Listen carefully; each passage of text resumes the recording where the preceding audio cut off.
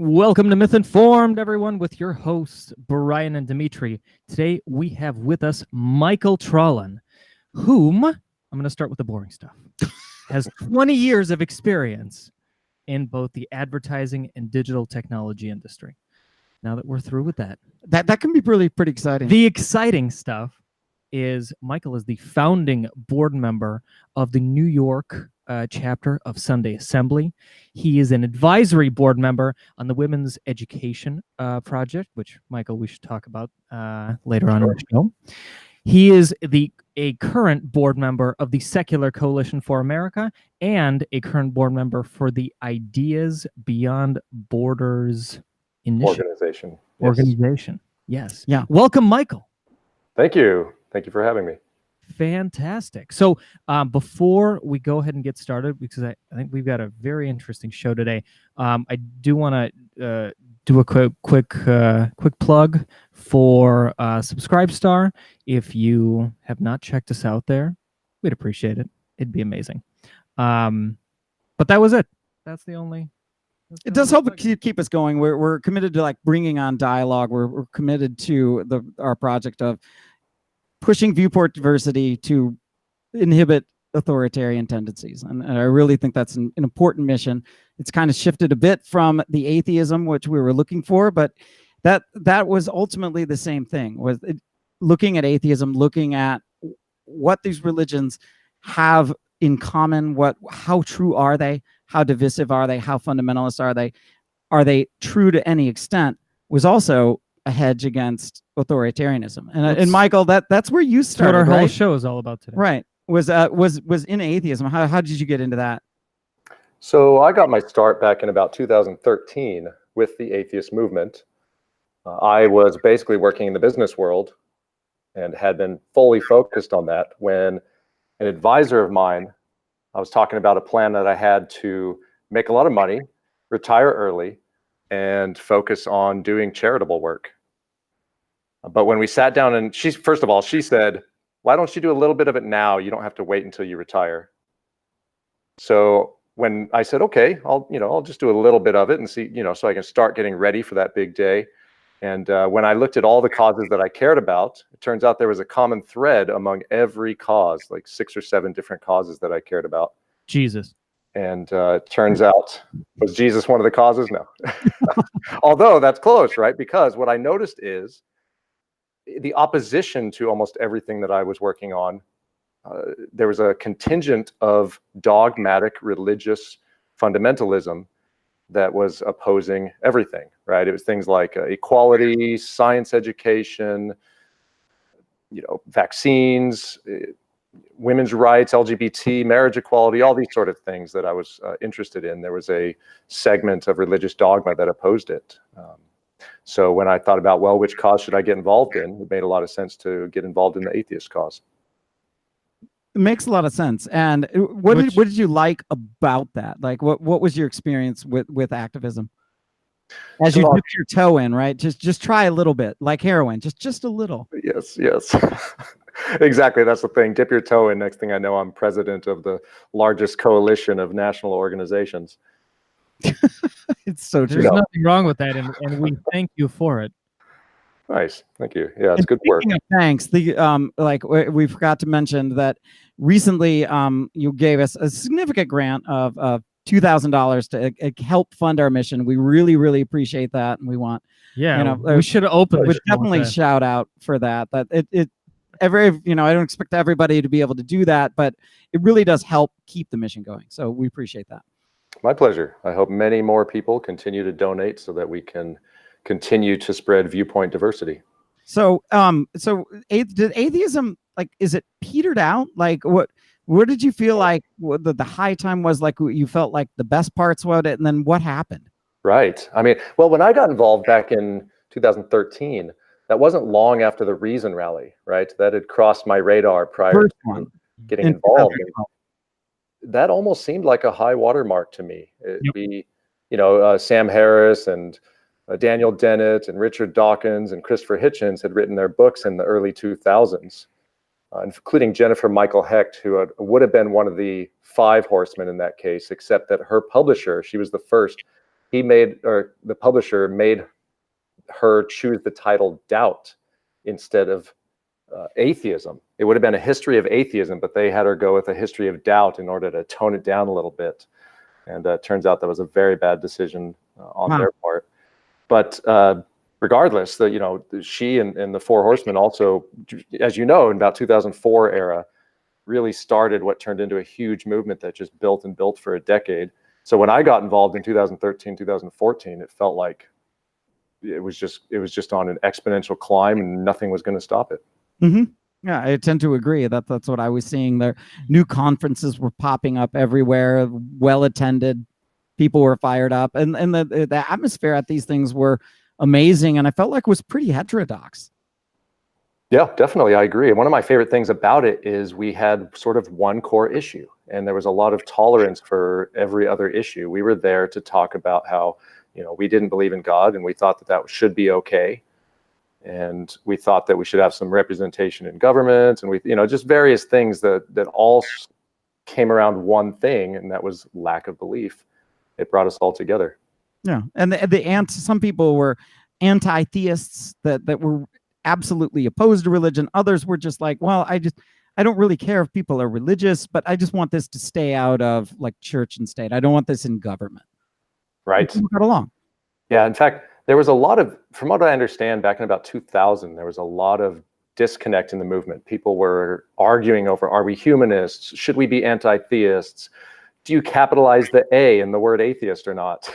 There are huge disagreements. And actually, that's one of the things that the Secular Coalition for America did, is focus on bringing people together. The founder, Herb Silverman, used to always say that, we agree on 97% of stuff. What are we bickering so much about the other 3% for? Yeah. Well, and that was in the early 2000s, and there wasn't as politically divisive. So I think it was probably easier to agree on certain things as long as you didn't agree. And that's actually a claim that's leveled against atheists. Is once you label yourself, you believe in something, which is nothing. And so once you slap that label on yourself, you're almost abandoning the nonconformity. I don't know if you ever heard that leveled at you. I've definitely heard variations of that. My favorite is Sam Harris, right? He has a clip from probably 2008 or 2012, somewhere in that era, where he said he doesn't use the word atheist to describe himself. In fact, his book, The End of Faith, barely has the word atheist in it, if at all. And, he makes the case that we shouldn't be using that label. We should instead just be rational human beings who arrive at the same conclusion. Yeah, that's the take of internet cartoonist named Non-Stamp Collector. Oh, saying, yeah. That's you don't have a word for people who don't collect stamps. Right. It's a default position.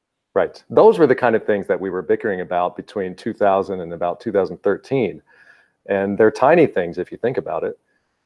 And that those sort of debates I kind of miss, to be honest, having those sort of small debates prior to the big rift in the movement. But I was always on the side that a label helps us to come together. It gives us, first of all, it just makes the language quicker, one word to describe an entire concept. But second of all, it allows us to sort of form a tribe of sorts, even though we're all against tribalism. Right. It did allow us to come together in our opposition to dogma and forced beliefs. Right. It seemed like that a lot of this wasn't just belief in God. There was a heck of a lot of science talk with this. There was even legal talks. There was a great talk on Apostacon, breaking down an hour-long lecture on what the Hobby Lobby decision actually meant. Right. So there was a lot of science and separation of church and state. And what happened? Elevator Gate happens, but yes. The Reason Rally is post Elevator Gate. So something you can't pull it back to there, but it seemed like at some point politics crept in a certain kind that was too much to bridge the gap. Well, that's the question. Is that your take? I mean, that's sort of my take, but it may not be yours. Yeah, that actually fits perfectly with my experience. I came in, I still have tweets when I started my organization, Secular Action, where I had I created a website where people who were new activists like me could find all the actions they could take as first timers. It had a list of all the major organizations. It had a list of all the, Facebook pages they could like, and local groups thousands of actions they could take. Or at least that was my dream. I think I ended up with a couple hundred maybe. But when I showed up to American Atheists, that was my first convention in their 50th anniversary in Austin. I remember sitting there live tweeting it from the Secular Action Twitter account and hearing Richard Carrier talk about this thing called Atheism Plus. And I was just live tweeting, oh, here's somebody who says that we should include other causes in our atheism. And some of the response tweets I got, one from Justin Vaculas, saying, Atheism Plus is not the right direction to go. I forget what his words were, but I remember it caught my attention back then. As there is a disagreement on that topic. That was the first little gem. I didn't even recognize it at the time, but going back, it's funny to see that, because it's really, that turned into the rift that destroyed almost the atheist movement. Yeah, I think that it really came to a head. It was always sort of in the background, and I guess I didn't know it until the lead up of the 2016 election, when Trump. I remember talking to the first black governor of Virginia we had on the podcast, and he asked me, like, who do you think the Republicans are going to run? And this was back when Trump just got in the race. I think they're going to run him. So I actually called Trump on winning. Now, I didn't necessarily think he'd run the general, but I made that call. You keep patting yourself on the back. I do pat myself on the back. When you make a good call, you make a good call, right? If I would have bet Tiger Woods to win the Masters, that would have been another good call, but I didn't make that one. But anyways, like then it really became big. So when we were at the second Reason rally, like, I was going around asking, hey, like, what do you guys think? Is the regressive left a real thing, or am I just imagining things? And then some people would say, God, no, I don't think this is a big deal at all. And then others were like, yeah, I'm seeing some worrying things. Like, was there was also way less people at the second Reason rally. There were, but there were still 2,000, which was a whole lot. Yeah, but it definitely didn't feel the same, right? You could tell there was a rift. Going into it, I could really feel it. Secular Coalition for America was one of the major sponsors of that event. I actually helped to make it so that Dave Rubin could be one of the speakers there at that event. And I remember Thunderfoot by then was out of the movement, right? He'd been run out of the movement, and he posted a video talking about how social justice had really damaged the second Reason rally. And I still remember encouraging people not to attend. I mean, he was going that far. And I still remember we had just hired a new executive director for Secular Coalition, Larry Decker. He was brand new to the movement. He'd come from the LGBT marriage equality cause and joined this atheist cause. Even at first, he still called himself a Christian, and very quickly, realized, actually, I don't believe in God. So he became an atheist. That's how new he was to the movement. And he obviously helped us with the major sponsorship of the Reason Rally. He came up to me afterward and said, oh, I saw this video by this guy named Thunderfoot. He makes a lot of great points. We should talk about that. Wow. And when was that? When did he say that to you? Oh, this was probably a month after the Reason Rally, maybe less. Okay. Second Reason Rally. Yeah, and he had we live streamed part of we had our team there in a tent, and we tried to live stream as much of the Reason Rally as we could. Now, we weren't given an uplink, so we had to do this from a cell phone. Wow. Right? And with all those people, right? So we definitely had some problems with the uplink, but we actually got a good chunk of that, and then some of the video went out. But Thunderfoot was in there and invited some of his fans to basically troll the feed. Dang. So there was a lot of people in there trolling, and like, whatever. I'm reminded, just maybe 2 years ago, Heterodox Academy here in New York City had a conference, and they did a live stream. There were only maybe 5 of us in the live stream, myself, 3 random people, and Milo Yiannopoulos. Oh my God. I thought, whoa, I feel like I'm, here in this tiny little chat with celebrity. That's awesome. But talking about Milo's rise to fame and then crash. I mean, that's an entire another ball back. Wait, so you got out? Did you are you out of atheism per se? Are you only like half foot in it, or has atheism switched to social cultural politics? It seems to be what everybody's talking about, unless you're in the Middle East or Asia or some other place. Right. Yeah, you know, from my perspective, in about 2016, I started to feel like something is just very wrong. There's just a ton of people within the atheist movement who are speaking negatively about freedom of speech. And that was the one that really struck me and, you know, made my head pop up. Like, what in the hell is going on? That freedom of speech is a foundation of atheism. It's the only reason that atheism has been able to flourish, is that this idea is now allowed to be discussed. So it really stood out to me when people started attacking that. And, you know, so as far as how many people have left, I think it's a huge segment, right? If you look at conference attendance, if you look at membership, if you look at the number of student organizations, right? If you look at the SSA's number of student clubs, they had this amazing chart in 2014 that showed this exponential rise of clubs. And if you go look at it now, it flatlined in about 2015 and has declined by about half since then. And then on the flip side, the thing that's actually really growing on the college campuses are now either free speech clubs or the Young Americans Foundation, Turning Point USA, or basically the Young Republicans group, which was unheard of on college campuses. We actually tried to reach out to student groups in 2016, and they're like, yeah, we think there's like 3 members of the Young Republicans Club, but we don't know who they are. And now there's like, we went to UWM and they said they have 163 members. Wow. In 2 years. So it seems like, how did that happen? How did secular clubs were boosting, and now essentially free speech, libertarian, or Republican clubs are boosting? Well, but it's diluting. Sorry, Michael, go ahead. You were gonna. Oh, I'd love to hear your thought. Go ahead, Dimitri.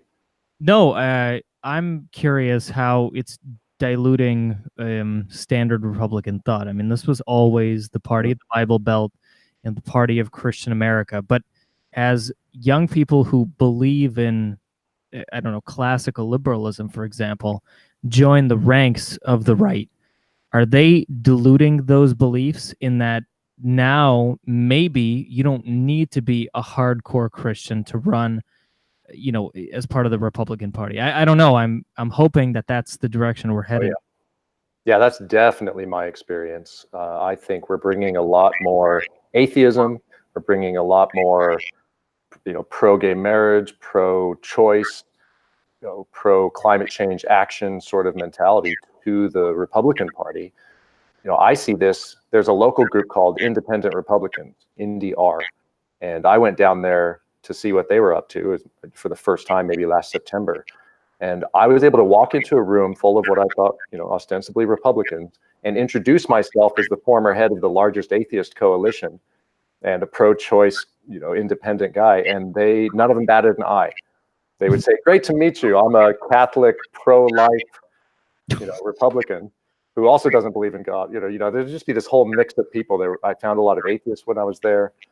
It seems like you know, this sort of old guard of Republican thinking is dying out and being replaced with a young, fresh, more modern, more liberal mindset. Well, there's also a stat that Generation Z is significantly more conservative than previous generations. So that might be bolstering those ranks as well. Yeah, I'm very curious in that stat. I've heard that Lauren Chen, the Roman millennial, has said that. I've heard that stat bandied about a little bit. I'm very curious to see how true that is. Yeah, I don't know if it is or not. I mean, I've heard it. I think that the political correctness thing, that may be true there. But Pew had some research that essentially Gen Z's basic views are on the line of millennials. So I've had confusion on that. I just don't know. It's hard to find. Yeah, it's anecdotal, and I guess my mind's still open on that. Very anecdotal, although it makes sense, right? Gen Z is growing up now in an era where their parents are millennials, right? And they're, I don't want to be like dad and mom. Yuck, they're such purists about their political views. I want to talk about ideas that you can't talk about. Remember, that's what the atheist movement was about. It was about these ideas that are, quote, offensive Sure. How many quotes do we have from Stephen Fry and everyone else saying that offense shouldn't matter? We should be able to talk about ideas. Well, so but I think there's an appeal for Gen Z now. the nice thing is that I think we're going to start seeing the squishing of generations, if that makes sense. Because if you think about people who went from the 50s to the 60s, the 70s, whatever it is, because information sharing was still limited, we didn't have the internet, you couldn't find out what younger people were doing, what they were thinking. Now it's so much easier through meme culture and just in general cultural sharing. I feel closer to, whatever, a teenager than maybe my parents would when I was a teenager. And so you're not going to get that much backlash. Like, who's growing up now that's going to be like, oh, Backstreet Boys, those were really gay. I don't want anything to do with that. It's even young people now are like, oh, 90s culture. Yeah, I get that's pretty cool. Yeah. I think you're right. I think there will be less of a divide between generations, which I think is what you're saying, right? You won't see such big backlashes because people aren't as cut off. It used to be that what the teenagers were doing, the adults had no clue. But now you're right. It's a lot more easy to see what the different generations are doing, and things like memes. Meme culture goes across age groups. My grandma sends me memes that also my nephew sends me, right? So I could see something to that. That's awesome. Your grandma sends memes. That's cool. My grandma does not. Yeah, they're on Facebook. But I agree that at least if Ben Shapiro is any sort of standard, the arguments from the right are changing. Like he explicitly says, I'm very religious. I'm an Orthodox Jew, but I never use religious arguments when I'm talking about policy because they need to be secular in a secular government. So this was always what atheism was saying, was like, keep religion out of government, but argue with your positions. And it seems like he's one of the top Republicans right now, certainly one of the top young Republicans. They've essentially adopted atheism. Yeah, it's great. In a way, that's a big win for our movement, right? We always fought for secular government, keep religion out of government. I imagine that there's some aspect of alliance there because Christianity, there's a lot of debate about whether Christianity is persecuted. But I imagine if I'm a Christian and I'm seeing the numbers are declining, in political conversations, no one defends Christianity. I could see where they would feel that way. And I think they probably see the same thing that atheists saw, which is, you have to defend people's right to believe what they want to believe, or else you're going to get ostracized and perhaps even, have legal sanction and lose your job over being a Christian, this sort of stuff. I think they can see the writing on the wall the same way atheists used to be able to see it. And we've all realized that a secular government where you've got religion out of government, but we allow people to believe what they want to believe is the best guarantee of freedom for everyone. Right. And it seems like things have shifted in a way to now what you fear losing your job would be if HR has a diversity class and asks for feedback and you send the wrong opinion, the CEO could come back on his vacation from Africa and then fire you on the spot. Right. Oh, 100%. I work in the DeMore. Thanks. Appreciate it, Brian. But that's weird that it shifted, that, and I was worried that, okay, well, if you say you're an atheist, like, you might get fired. But now it's, if you say you're a Republican in the wrong place, you might get fired. And that's bizarre. Oh, 100%. I saw this maybe 2-3 years ago when the inventor of JavaScript, who was then the CEO of Mozilla, right, the makers of Firefox, one of the largest open source organizations, it was found out that he had donated money to Prop 13, I think, out of California, which said that marriage is a traditional institution that's between a man and a woman. He had donated some money to that cause. They found that out, and his name is Brandon Ike. He was forced to resign from his role in a completely unrelated field, open source software, for simply holding that view. Yeah, which is wild. I remember too. My parents are very Catholic and involved in Legatus, which is a small business Catholic organization. they were getting targeted. They were trying to bring in Bob Newhart and different speakers, and then the speakers were being pressured not to go there, and a lot of them dropped out because of this. Wow. You know, so I mean, you were seeing that attack, and it didn't really at some point this coalesced, and so you then hosted an event, at least some really called the Politically Homeless. Right, it's called Politically Homeless in the Age of Extremes. Yeah, which is kind of good. You know, Claire Lehman said, you know, what's wrong with being politically homeless? And I was like, the smell. Yeah, yeah, you know, credit the name to Faisal Al-Mutar. Nice. That was a term that he'd been using for quite a while, and he was one of the speakers at that event. You know, he actually opened the event by saying, if you're actually homeless, we have there's a homeless shelter 2 blocks to the east of here. Right. Or the food, right? Yeah.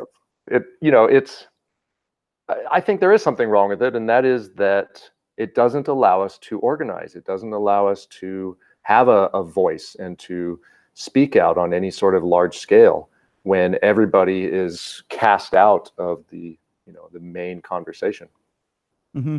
And I think, but it's a heterodox group. I mean, the politically homeless include lots of disaffected liberals, centrists, and also younger Republicans that may not totally identify with the GOP, but are either libertarian or something. So, right. You know, I can't, you know, there's going to be Trump voters in there. There's going to be Hillary voters. It seems like the one thing that connects these people is you don't rip somebody's head off when you find out that they voted for the opposite person that you did. Exactly. Yeah. You know, I'm seeing there seems to be a huge sort of coalition that could be forming, particularly if people help it along, between conservatives, libertarians, independents, disaffected liberals, classical liberals, and even within conservatives, you've got sort of 2 wings, the Trump supporters and the establishment Republicans. And, you know, that group, you know, I'd like to see them coalesce, right? Because you've got a lot more of the same classic ideals like freedom of speech and equal opportunity and things that, you know, we wouldn't have ever thought would be under threat, and sort of being attacked from both ends, right? Identitarians on both ends of the left and right spectrum. I'd love to see the center all come together and be a force to reckon with. But isn't that only good until someone proposes a bad idea? So I mean, a good example is if the center's coming together and it's becoming more atheist, then your fundamentalist Christian is going to be pissed off, and they're going to be disaffected. And I mean, who knows? What if that breaks off? But a better example is, what if someone who's running on that platform wants to keep the base and then proposes, like Trump's had some legislation, whether I don't know that he was supportive of, but it had something to do with protecting religious rights, and it was again injecting government into religion into government. We're talking about removing. I would not be like the Johnson Act, I believe, is what That's you're what talking it was. about. Yeah. So right. I'm not supportive of that at all, and I don't think I don't want to kind of sell my soul and then have that come in the door as well, just because I don't like the other guys. You know what I mean? Like, that's problematic to me. Absolutely. Yeah. And, you know, I think we don't have to give up our values like that, you know, and that to us, that's a violation of secular government. Right. And I think you'd actually find a lot of supporters among particularly libertarians, but also among conservatives for that cause. There are a lot of people who see that as sort of religious privilege and would actually support the fight against that. I don't think we have to go and ally with evangelical wings of the evangelical movement that want that sort of thing to pass. Well, yeah, but I think the problem is that it already happened, and we can't really. I mean, a lot of people forget. You know, they move on. They're still supportive of Trump, but at the end of the day, these people still have his ear for some odd reason.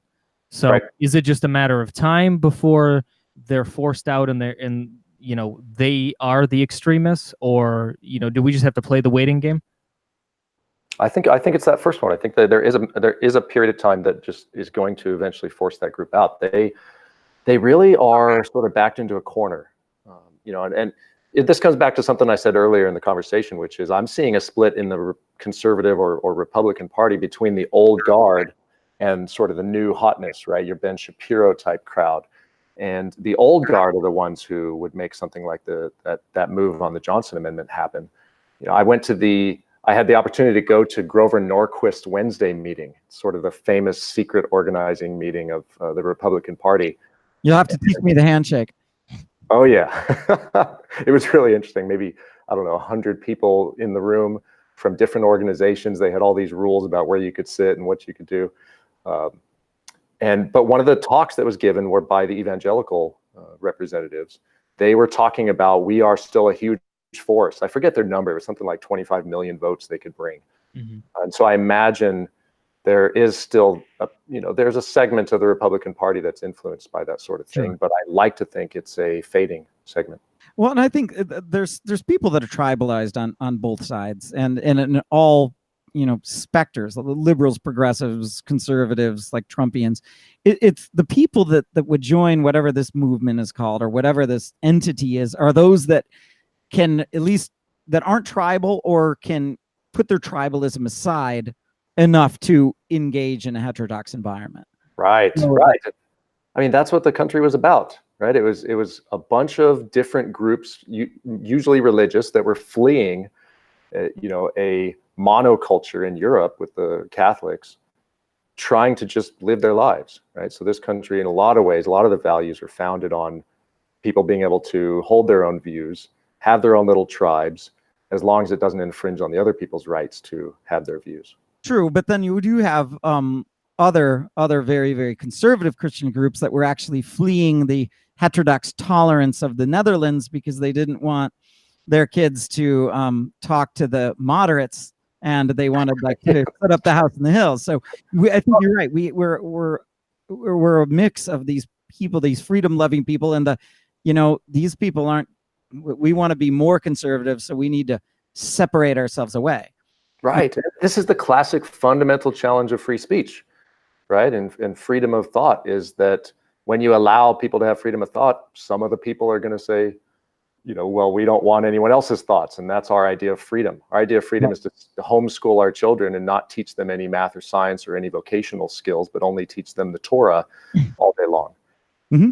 Right. And that you don't want to be contaminated by like liberalism and people that dress more provocatively or whatever. Right. There's a big chunk of that, and we have to still balance that. And I think that political tribalism could be the same way. There's some people that want to hear all the views and say, hey, let me pick. And then there's others that say, you'd better not say those views out loud. That's hate speech. Yeah, but that's ultimate freedoms. The nice thing is that people who are that orthodox, that would keep their kids at home and do the crazy religious stuff, they're a small minority.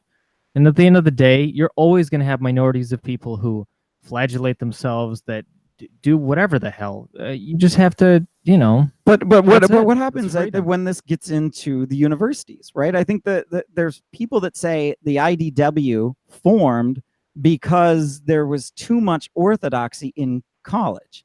That it wasn't so much the marginalized group, but if you were like a conservative, pro-life Catholic on college campus, you're the one that couldn't speak. Right. And that it was to create heterodox views. I mean, what is your thoughts on the intellectual dark web, but the IDW, so to speak? Sure. Yeah, that politically homeless event was effectively an intellectual dark web event. So, I've been pretty active in that movement as it's been forming. You saw, as we talked briefly before we started the talk here tonight, that there's a conversation going on right now about, is the intellectual dark web, even though they have views all across the political spectrum, are they in fact a cohesive ideology that does in fact sort of have a bit of tribalism, in that they don't let in sort of these new modern progressives? Right. I think, Uri Harris wrote a couple articles that have kind of created I wouldn't say rift, but have certainly created waves in the IDW space. And his contention, hopefully I'm getting it accurate, was that what the IDW's got to pick. Do they want to be this coalescing part that are anti-New Left, right, and a think tank of sorts, or do they really want to be nonpartisan, right? Then he followed up with an article of saying it doesn't help the IDW to make a caricature of the left. And basically what he was saying there was there actually is value in looking at identity as a way of seeing the world versus classical liberalism as a way of seeing the world, and the distinct, and you can't necessarily say which is better. Yeah, it was really interesting articles. If you look at Uri Harris's, history of articles, they're generally very pro-intellectual dark web.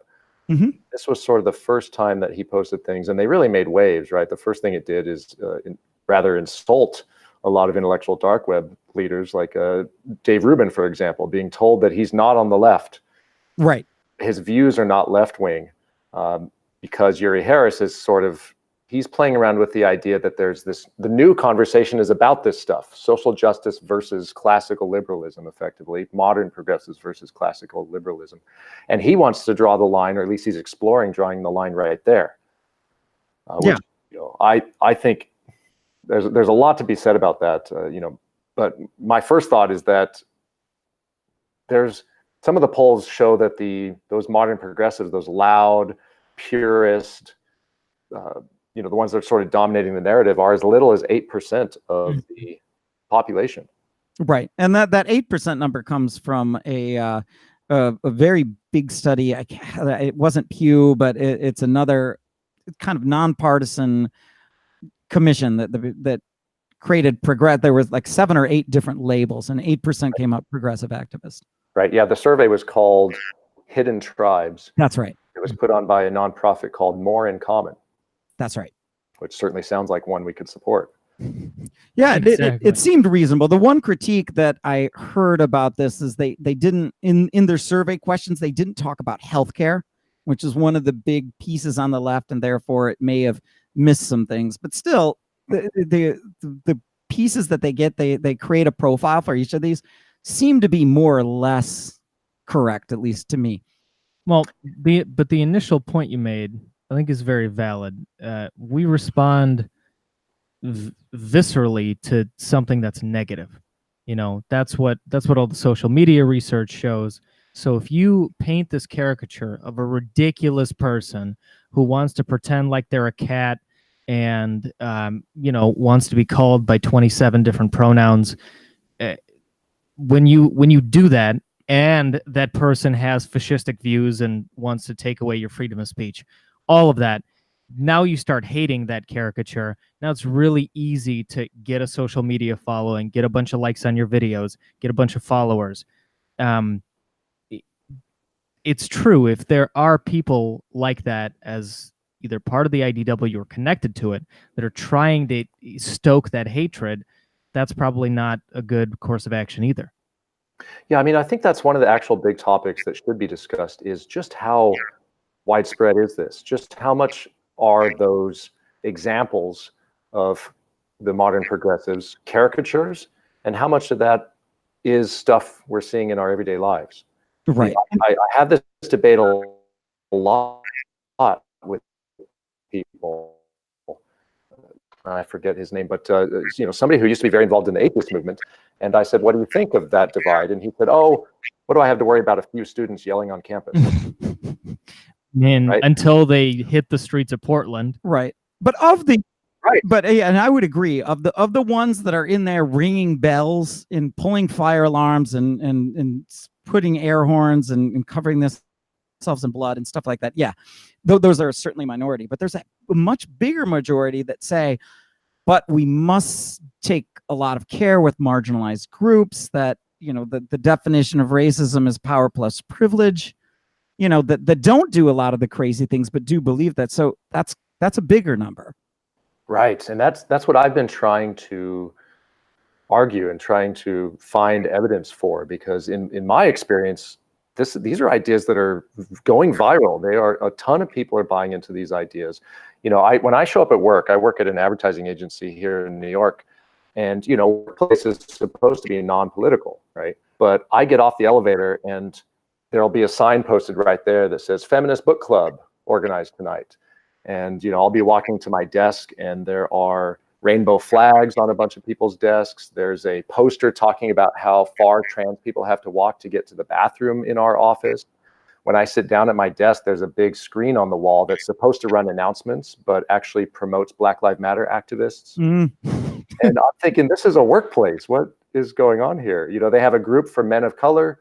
They have a women's leadership network. Right. They're not allowed to order Chick-fil-A in for lunch. Probably, right? I should order Chick-fil-A and see what happens. I really like chicken.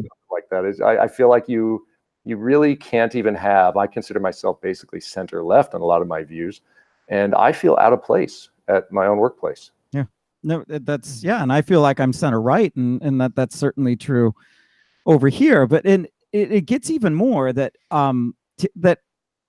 Claire Lehman came out and said that we have to admit that classical liberalism is an ideology, and that this is the other way of seeing the world. And Uri Harris then said, and then some people will say that classical liberalism isn't an ideology. It's just a nonpartisan, a less biased search for truth. And he argues, well, how would you know that if you're not willing to put classical liberalism itself on the table for scrutiny? And that's something worth, I suppose, investigating. And then that's certainly Eric Weinstein came after that pretty hard and was saying, well, if we take that off the table, then there's simply no way to analyze the world.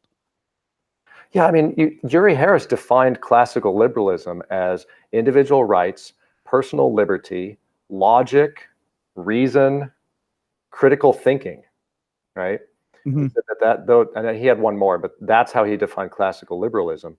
And he defined modern progressivism as identity, structural oppression, and privilege as a lens of looking at the world. Yes. And then I think that's actually where he went really wrong with the article, is saying, how would the classical liberals know if their ideas are wrong? But then he defined the ideology as reason, logic, critical thinking. To me, I'm thinking, what other tools are you going to use to figure out what's true? Right. Well, I think he's basically saying there's a place for both. What I think his argument is that at least in some cases, identity can be a valuable lens. Oh, certainly. He made the case. True? I'm not sure. What are your views on that? Is identity ever, or is this always kind of contaminating things? I have views about that. Yeah, go ahead, Mike, and then go Michael, and go ahead, Dimitri. So, my thoughts on that is no, but as far as I know, I haven't met very many people who say that identity isn't a factor in your viewpoint in the world. It isn't a factor in how you see your way through the world. The basic idea of intersectionalism, that the intersection of your various identities influences how you experience the world, makes perfect sense, right? That part is fine. Where I have a bit of a problem is where people say, we're going to start using your identity or the intersection of your identities to define you, right? To judge you. We're going to say that because you're, say, a straight white male, you must necessarily be doing better in life than anyone who is a black gay female. Right. Or that you can't set that aside. What it seems like to me that is they're saying, well, of course you would say that, you're a straight white male. Well, right. And that you couldn't set that aside because you might be very much aware of that and understand that women have very different experiences, but you can set that aside for the examination of this topic in the same way that scientists can blind themselves when analyzing results.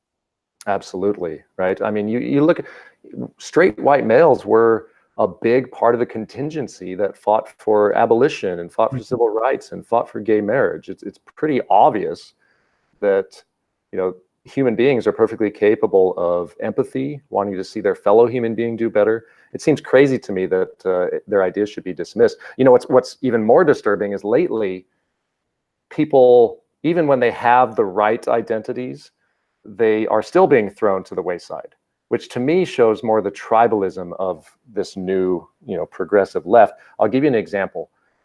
There was a talk recently about Islam. It was a few people who were critical. It was an imam who was there who was probably talking in favor of it.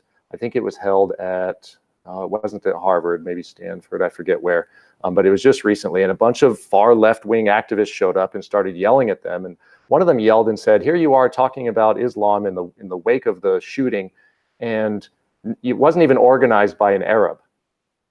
Oh, the organizer stood up. He said, "No, hi, I'm here. I actually am Arab." And the leader of the left-wing group said, "Well, you don't count. We know your views."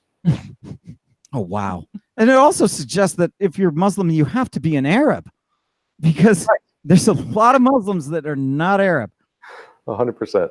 And a lot of Arabs who are not Muslim, right? So, but that's where we get back into identitarianism. Is we do bandy it about negatively, but at the end of the day, feeling of belonging is very important. I mean, it's you need a small enough group of people that you can identify with. It's like this is in relation to the Dunbar number, the fact that you can have the maximum number of people that can make a tight-knit community. Is you can't just identify with the, I don't know, with the white male, straight male race or category label. Need kind of a smaller niche to gather wherever it is, but feel like you belong. So to the extent that it's culturally religious, or culturally as in you were born in a different place, or it's some type of characteristic that now makes you closer with another person. It could even be political, but it's that identity is important for a lot of people, and there's nothing wrong with that. I think there is a big draw for humans for identity and having a tribe. There's even an argument to be made that it's in our genes, right? Because the peaceful, open-minded tribes were the ones that Genghis Khan rolled through on horseback and slaughtered. Right, or poured silver into the chieftain's eyes, and the rest of the tribe like followed in line.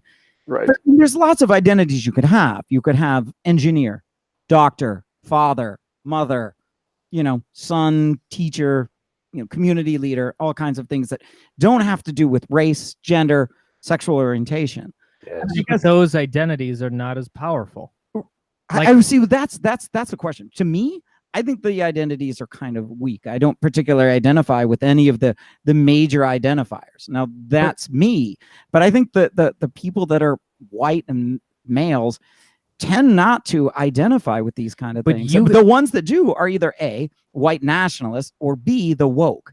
I think you can assign an objective, I don't know how you do this, a strength score to identities. Like when you said engineer, dude, come on. Like, no, ask my father. No one is no one feels this kinship. Probably there is someone. You should go to an engineering society. It's just it's not that big of a tie versus. You don't think doctor is a big identity? It is not as much as being. I agree with you, Brian. From the same country, in a place where you happen to be a minority.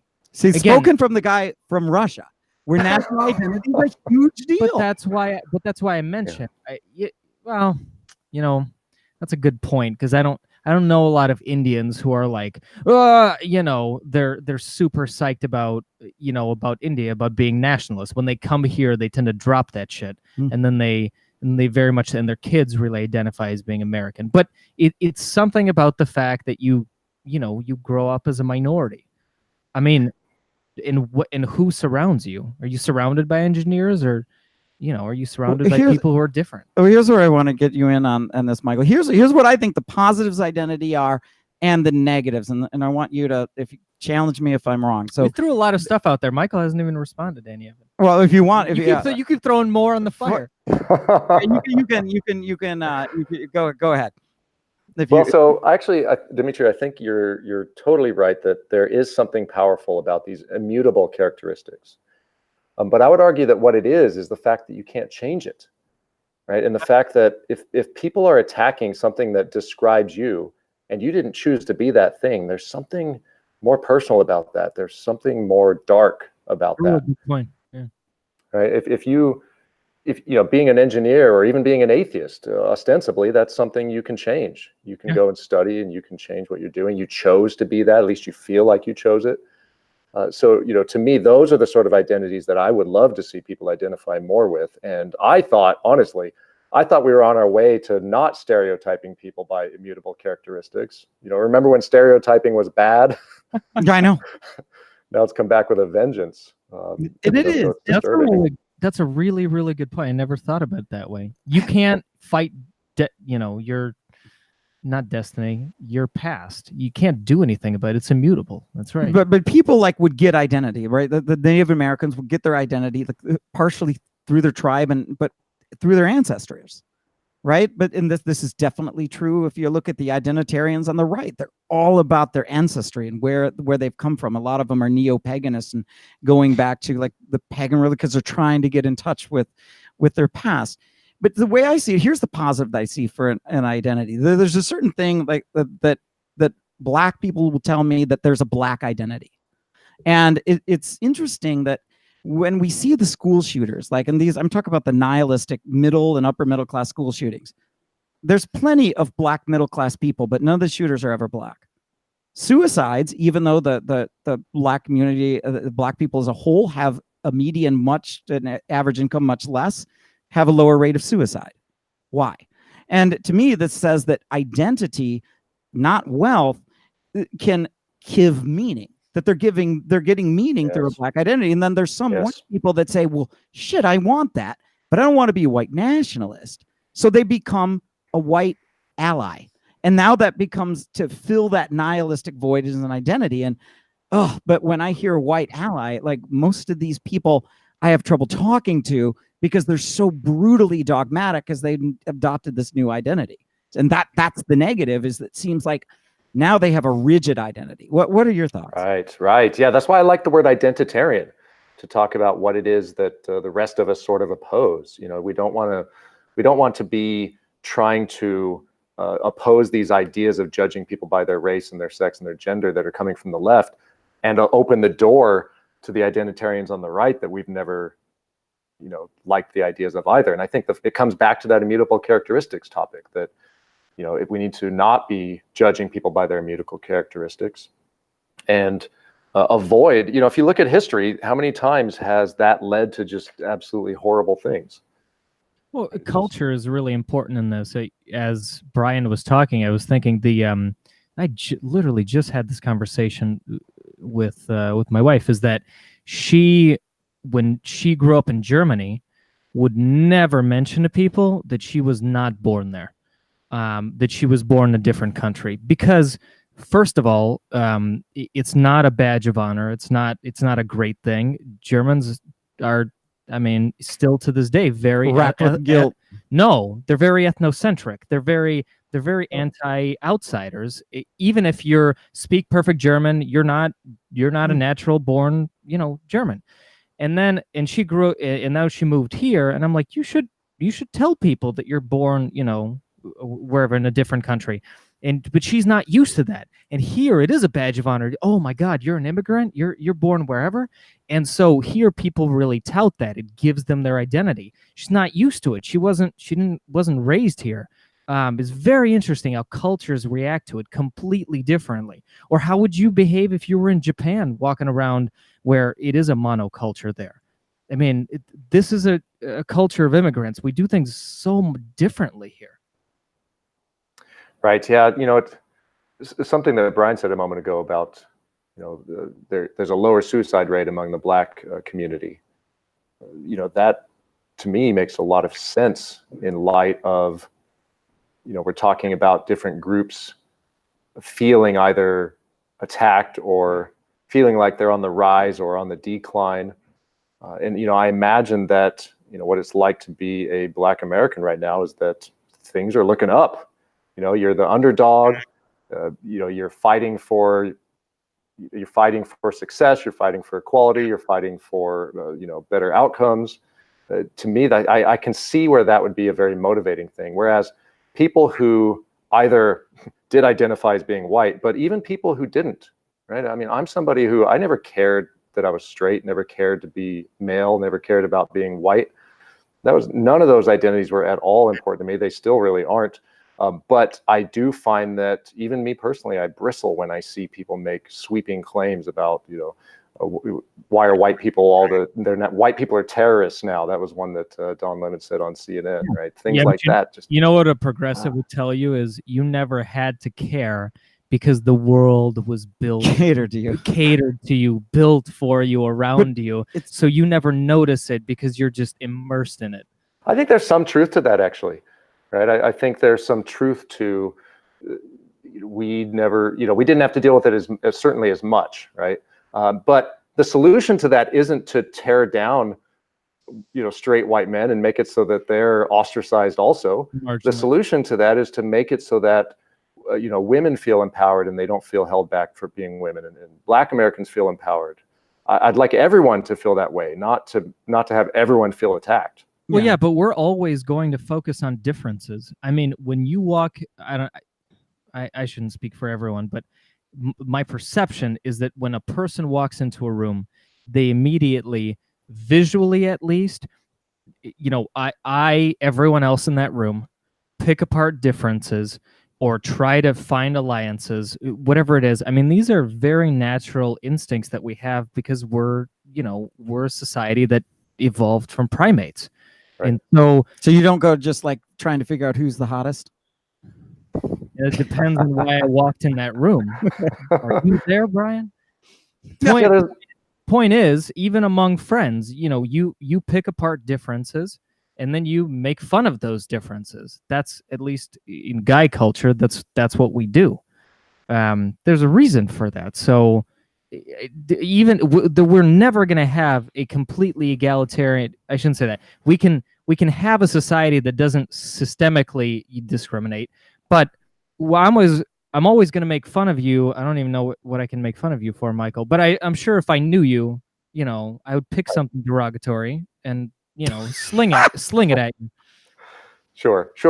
I'd love to be made fun of for something that I can change.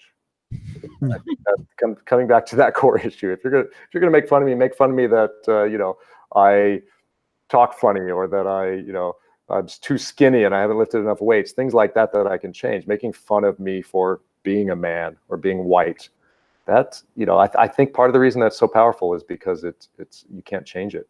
Yeah. See, here's what I think is going on, right? Let's say if we can take just for a given that the Black identity does do something positive for them, right? The flip side is that it creates a circle about here's the box that you have to stay in, right? And that's where Candace Owens is coming through with Blexit. It's saying, no, my Black identity, I will not be put in a box by my Black identity. But I think that there are white people that are saying, but something's missing in my life. And then you're talking to a lot of Black people and they're saying, well, identity is important to me. And then they say, well, okay, well, we can have an identity. We don't want a white nationalist identity. So we go into this woke identity. And yes, it's self-flagellating, but they don't mean to be mean to other white people as much as maybe that gives them an identity, that now I'm an ally, I'm a warrior for justice, even though really good point. If you listen to Robin DiAngelo, it's just, it's impossible. I have to listen in 5 minutes before I have to throw up, listen to some more, throw up. But I wonder though, if this just feels so good to them, but then non-identitarians like us perceive this as an attack when it's really not intended to be. I don't know. It's just a theory.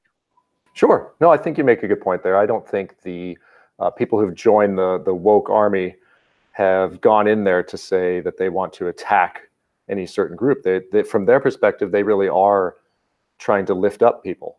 No, I disagree with, if you both think that way, I disagree with both. Well, no, I don't buy into it, and I'm not going to join the army, but I'm trying to make sense of their position in a way that makes sense to me. No, I think some people, not everyone, join it from malicious purposes. There is, sure, Michael, you're right. Think most of them are malicious, or some? I think there's a lot of tearing down. First of all, at human nature, we especially men, like to destroy. So if you see, a nice tower made out of blocks, many little boys will walk over and try to just smash it. Okay, it's just the inherent chaos in us. Much like that, that's where you get tear down the patriarchy, do whatever. It's just what's the Dark Knight quote? Some men want to watch the world burn. Yeah, I have no doubt that there are people within that movement, it's very clear, who are using it for power, using it to get their way, using it to attack people that they just disagree with on X or Y topic. But I think, Brian, you just asked a really good question. What percentage of that do we think they are? How many of them are actual idealists who are trying to do what's right versus how many of them are hateful, just trying to destroy the world? Well, the loudest, I would say, are the hateful. Well, it's the same thing. When we went to a fundamentalist Baptist church to listen to Ken Ham's presentation about the Ark. This was before it got built. And he's talking about all these amazing cranes that had to be specially built to build this damn thing. And I was going around like asking the congregation, I'm like, hey, I was all friendly, like, how long you been listening to Ken Ham and this and that, and like, saying things like, the flood, does that seem like a nice thing to do, or does that seem like something that like Solly from The Sopranos would do? Dude, you're such a dick. And no, I was just asking nice, and then the most of the rank and file were like, I don't know, dude, I just go to church here. Okay. And I thought, okay, this guy, this is what he does. It's part of his thing, but clearly, like, Ken Ham has an answer for this, but this guy didn't. So like, they're just in the fold. Right. Yeah, I think a lot of them, aren't thinking that deeply about it. They're doing what they're being told is the right thing to do, and they're being inundated with it, right? If you spend time going to American University these days, you are inundated with that sort of thinking, that's the solution. The solution is to draw lines between identities, determine who's the most oppressed and who's the least, and then adjust people's rights accordingly. Yeah. I guess I sympathize with Uri Harrison that he's on to something, and I think there's some benefits to be gained, but I agree with the others in the IDW that I think what you're giving up is more than you're getting. And I think Candace Owens would agree with me that too. And she wants to break out and change what that Black identity is, because but does that take away from meaning? Well, not to Candace, but she to also others. has a niche. That's my personal opinion, that the identity isn't worth it. But I think it's hard to make the argument that it gives you nothing. Sure. And it's certainly a short-term gain, right? It's a short-term, fast way to equalize things. One of the hypotheses that I've come up with on my own is just the idea that you have a whole generation of people who look around themselves, like take young women, for example. They look around, women have equal rights. Why are women not getting equal outcomes? Why, when you look at Congress, is it mostly men? Why, when you look at CEOs, is it mostly men? And you can't help but think that there must be something sinister going on, because you don't see anybody in your daily life trying to hold women back. And you certainly don't see any, lack of opportunity, et cetera. But yet the results are different. Mm-hmm. Well, but I think a lot of people like believing in a religion. Say that again, Dimitri? It's like believing in religion. I mean, you can't, you can't see a God. You don't know, but you presume it's there. And at the end of the day, it's their choice. I mean, we know that. But it's very difficult it's a fundamental belief system. It's very much like religion. It's fascinating like religion. It's shockingly like religion. If you've got the concept of original sin. If you're born privileged, nothing you can do about that other than to just feel really bad and apologize for it. No, the self-regulation. Just right. Like No, but it's the same thing. Like my Black friends will tell me that like there's certain things you can't say or do, or you'll lose your Black card. Like, Brian, you might be able to say it that way, but I can't. And that's, again, the religious person might say the same thing. Like, yeah, I sort of agree with you, but I'm not going to say that at church. Like, I don't want to get booted out, because like you see that certainly like the Muslim community, like, yeah, I think it's too crazy, but I don't want my friends and my family and my community to kick me out, because I still value these people. So I'm going to shut up. What are some examples of that? Some things that the Black community members can't say? Well, there's certain things to say something like there are no racial barriers the racial barriers standing in our way for achievement are minimal. Mm-hmm. that might be something that's going to get you booted out. Or, right? I mean, or police brutality. Well, that if you're not a dick, then you'll be, you know, that you'll be. Well, no, safe. for example, too, or if you suggest that fatherlessness and family breakdown in the Black community is a big chunk of the problem, right? That this was actually said by Barack Obama early on. I think either on the run up to the election or back in 2008 or 9. And he was talking about the responsibility of the Black families, and Jesse Jackson on a hot mic said, "I could cut his balls off for that." Wow. You know, so that's hardcore, right? So this is Black leadership kind of saying this is trying to pull Barack Obama in, like, you're out of bounds. Now he said that on a hot mic, but you got to believe that there's something to that. But sure. you have leaders in the counterculture that you can turn to. You're not without a head for this. So like Candace Owens is to a growing population of youth, someone that they can turn to. Before her, it is still Larry Elder. Before Larry Elder, he looks up to Thomas Sowell. So you do have leaders in the Black community that are saying the things that ostensibly are going to, you know, lift them out of poverty. But how heretic are they? Right. Well, heretical. I mean, it depends how many times that they've been called Uncle Toms. Right. Which I consider to be on the level of the N-word. Right. Like that should be an equally powerful slur, but of course it isn't. Right. Well, it's an attack on someone's immutable characteristics again, right? They're being told that their viewpoints are not allowed because of their race.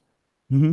No, those aren't immutable. I mean, the thing is that Thomas Sowell preaches as an economist. So what I mean is he's being called an Uncle Tom for holding those viewpoints. And the reason is that you're Black, you're supposed to hold the other viewpoints, not those. No, that's a good point. Mm-hmm. Right? So yeah. I agree with you, Brian. It's very much it's a slur. It's an attack on a person's identity. It's saying that they're a traitor. Mm-hmm. Yes, a race traitor. And the commonly will say that, and I'll be like pulled back, like, wow, like to that offend. Then they always kind of laugh, and they're like, well, but that's what it feels like. And I mean, feelings don't lie, you know. But I think that's why I do, as much as I disagree with Candace Owens on some things, and she tends to be a hardcore apologist sometimes. Way to distance yourself there. Well, no, but she's got her strength is better than mine, right? She's strong. She's a strong chick. I admire that. But she refuses to be punched in by her identity. I think the critique on her is that she really will defend Trump no matter what, where it's like sometimes you got to be like, yeah, that probably wasn't the best thing to say. You know, I think she plays apologist too much, but okay, fine. But nobody is perfect, and that, you know, like that. Sure. It's something absolutely I can deal with, but I think what she's trying to do is liberate. It's almost like a Black atheism, and that's what she's calling it. Blexit. Retain your Black identity, you know, and do this. It's interesting. We just don't see this. You know, there's no racial identity, except for like on the alt-right. But guess what? The alt-right needs that too. The alt-right needs a Wexit or something to like pull away from her racial identity and grab onto something else. That's Jordan Peterson's message to these folks. Yeah, I would love to see us pull people in from both extremes, you know, back toward, you know, it's hard to use that scale. Somebody once said to me recently that you shouldn't be thinking so much about the left-right scale. You should be thinking more about the authoritarian versus liberal scale. Yeah. Because that's really what's dividing both parties, but primarily the left right now. Well, it's funny, Michael, that you should mention pulling people from one side to the other, because there just so happens there's a very interesting event that I hear is planned in August.